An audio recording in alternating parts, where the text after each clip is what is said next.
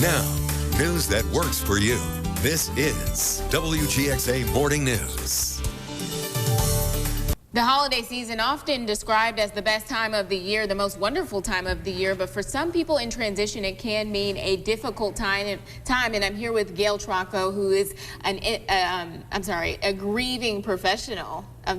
Gail, talk to us about what can cause people to grieve during the holiday season. There is a great deal of pressure brought on by the social media for our holiday season. It begins shortly before Thanksgiving and continues on even until Valentine's Day. People will have a change in their life. They may have the loss of a loved one. They may have moved. And they really want that ideal holiday in Christmas like we see on TV. However, that's not possible for everybody. Yeah.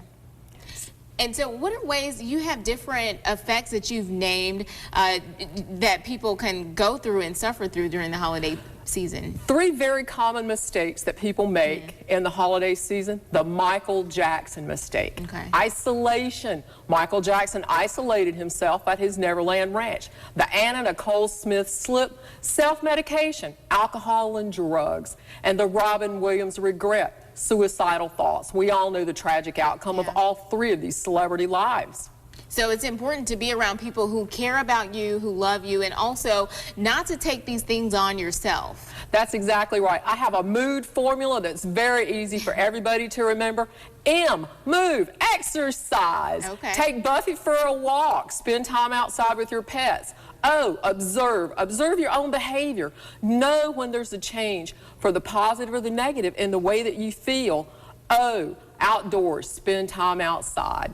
And D, day. One day at a time. You can only take care of what you can do today. We put a great deal of pressure on ourselves to perform and excel. And one day at a time is just a really great lifetime philosophy. And that's very important. You mentioned Buffy, and we see Buffy down there playing. What can pets do for people to increase their mood? You know, pets, I call it Dr. Doolittle's anti-depression weapon, spending time with our pets. When you pet your cat or your dog, the natural rhythm of that movement lowers your vital signs. It changes your brain wave, and it puts you into more of a meditative state. So it's very healing for you emotionally and physically.